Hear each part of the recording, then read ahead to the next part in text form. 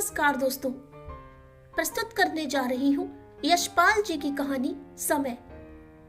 पापा जी का रिटायर होने का समय ज्यों ज्यों पास आ रहा था, वे जैसे अपने आप को दिलासा देने की कोशिश करने में लग गए। चलो भाई, हफ्ते में एक दिन की छुट्टी का जिस बेसब्री से इंतजार रहता था, वैसी छुट्टी अगर दफ्तर से हमेशा के लिए मिल जाए तो फिर इसमें निरुत्साह होने जैसी बात क्या है।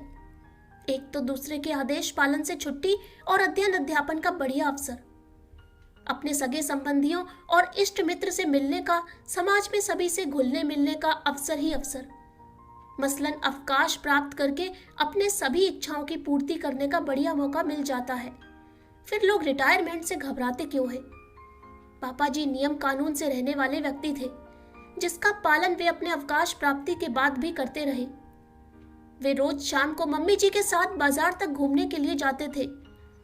बचपन में जब मम्मी पापा तैयार होकर निकलते थे तो बच्चों को साथ लेकर जाने से बचने के लिए आया और नौकर से कहकर उन्हें इधर उधर हटा दिया जाता था। मगर एक दिन परिवार की छोटी बच्ची मम्मी जी से आकर लिपट गई कि हम बच्चे भी बाजार जाएंगे। तब से शाम को घूमने जाते समय किसी न किसी बच्चे को और कभी कभी सभी बच्चों को हजरतगंज तक घूमने जाने का मौका मिलने भी लगा और वहां पहुंचकर अपनी मनपसंद आइसक्रीम, चॉकलेट तथा अन्य वस्तुओं की फरमाइश पूरी की जाने लगी। रोचक मोड़ आता है कहानी में, जबकि पापा जी के अवकाश प्राप्ति के बाद उनका घूमने जाने की आदत में बदलाव तो नहीं आया, मगर मम्मी जी के पांव में दर्द के चलते वे अब पापा जी का साथ नहीं दे पाती हैं। और पापा जी चूंकि अकेले जाना नहीं चाहते, इसलिए घर के किसी न किसी बच्चे को साथ लेकर जाना पड़ता है। मगर अब समय बदल चुका है। वे बच्चे जो पापा जी के साथ हर समय बाजार जाने को तैयार रहते थे, अब साथ जाने से कतराने लगे हैं, क्योंकि एक उम्र विशेष अथवा टीन एज में एक अजीब कश्मकश का दौर चलता है, जिसमें बच्चों को बड़े बुजुर्गों का साथ अटपटा लगने लगता है। फिर ऐसे में यदि पार्क, रेस्टोरेंट और होटल में संगी साथी दिख जाते हैं तो उनका करुणा और बेचारगी भरी मुस्कान को झेलना काफी कठिन हो जाता है।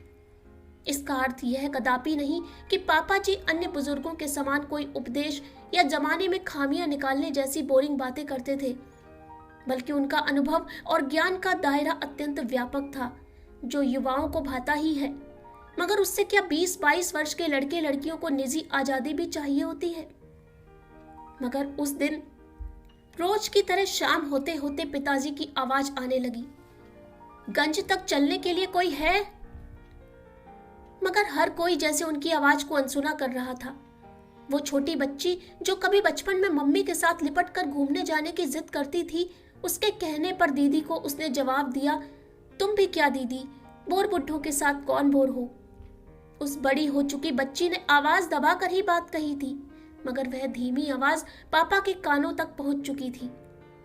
पापा कुछ देर के लिए चुपचाप बैठे ही रहे, नजर फर्श पर जमाकर चेहरे पर एक विषाद भरी मुस्कान के साथ। मगर फिर उठे, हैंगर से कोट उतारा और मम्मी को आवाज देकर कहा, सुनो, कई बार पहाड़ से छड़ियां लाए हैं, तो कोई एक तो दो।